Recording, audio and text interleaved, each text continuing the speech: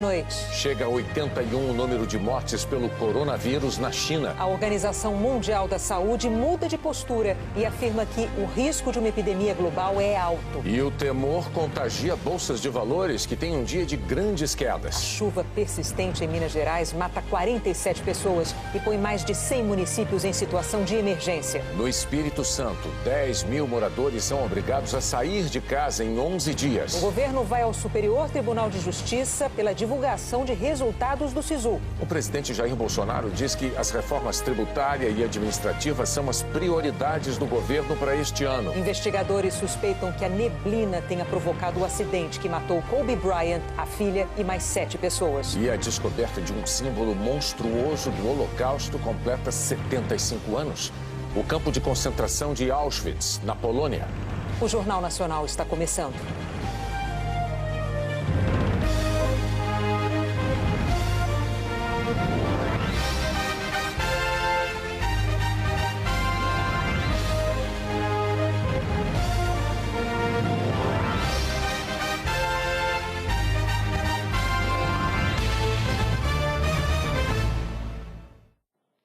A Organização Mundial da Saúde corrigiu a avaliação do risco internacional do novo coronavírus de moderada para alta. Na China morreram 81 pessoas, uma delas na capital, Pequim. Ao todo, 13 países registraram até agora 2.879 casos. Sem poder sair de casa, o sul-africano professor de inglês em Wuhan improvisou um jogo de ping-pong com a namorada chinesa, usando uma fita e meias para fazer a rede e a mesa da sala de jantar. A imagem viralizou nas redes sociais, numa cidade em que o termo não cai muito bem no momento. Robert, o professor, diz que tem comida, água e energia elétrica. A situação não é tão ruim, mas que ele se preocupa é com a falta de informações concretas acerca do que está se passando de fato. Wuhan e outras 15 cidades estão total ou parcialmente fechadas. E o prefeito admitiu num programa local de TV que o gerenciamento da crise não foi bom o suficiente. As autoridades projetam que pelo menos 1.000 novos casos serão confirmados ao longo da semana.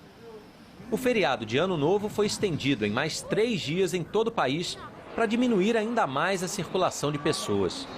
Temendo o avanço do vírus, diferentes países estudam maneiras de tirar os seus cidadãos das áreas onde o risco de contágio é maior. Estados Unidos, França, Grã-Bretanha, Alemanha, Espanha e o Japão planejam mandar aviões fretados o mais rápido possível. O representante da Comissão Europeia para Assuntos Externos disse que está monitorando a situação de perto e mantendo contato ininterrupto com a Organização Mundial de Saúde. Hoje, a OMS corrigiu um relatório anterior em que dizia que o risco global do novo coronavírus era moderado. A organização informou que o risco do novo coronavírus é muito alto na China, alto regionalmente e também alto globalmente.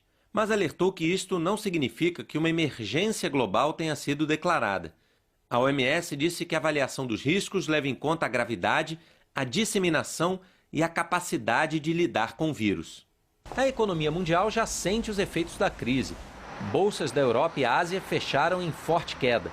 Muitas empresas chinesas e a indústria do turismo já esperam grandes prejuízos. Comerciantes europeus projetam perdas sem os turistas chineses.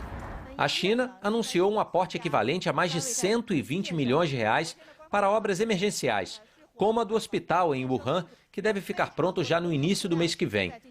Nas Filipinas, onde passava férias com os pais, uma menina brasileira de 10 anos que mora em Wuhan teve febre alta e foi internada. Os pais também estão em observação. A Embaixada do Brasil acompanha o caso e informou que ela agora está bem. Fez exames para saber se está infectada com o novo coronavírus, mas os resultados ainda não saíram.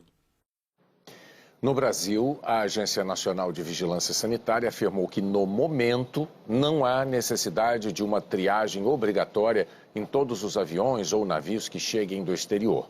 Apenas quando houver passageiro ou tripulante com passagem pela China e com sintomas do novo coronavírus. O diretor da Anvisa, Antônio Barra Torres, também destacou que é obrigatório notificar qualquer suspeita. O temor das consequências negativas do novo coronavírus também afetou os mercados financeiros no Ocidente, inclusive o Brasil. O dia foi tenso no mercado financeiro. Os investidores estão preocupados com o impacto que o surto do novo coronavírus pode gerar na economia mundial. A China anunciou que o mercado financeiro do país só vai voltar a operar no dia 3 do mês que vem. O principal índice da Bolsa de Valores de Nova York fechou em queda de mais de 1,5%. O clima de incerteza também fez o Ibovespa cair 3,29%, fechando em 114.481 pontos. Foi o maior recuo desde março do ano passado. O dólar subiu 0,60% e fechou o pregão sendo negociado a R$ 4,2092, o valor mais alto desde o dia 2 de dezembro. Se isso daí evoluir para uma epidemia em escala global, a gente não vai estar falando de não circulação de pessoas, que hoje está sendo fechado o aeroporto, restringindo a circulação de pessoas. Talvez chegue ao ponto de restringir a circulação de mercadorias. Quando chegar nos portos mesmos, nos portos marítimos, aí sim eu acho que a gente tem um problema seríssimo. A China é a segunda maior economia do planeta e o principal parceiro comercial do Brasil. As exportações para o país no ano passado atingiram mais de 60 bilhões de dólares, mais do que o dobro do segundo país da lista, os Estados Unidos. Só no agronegócio, 32% do que exportamos vai para o país asiático.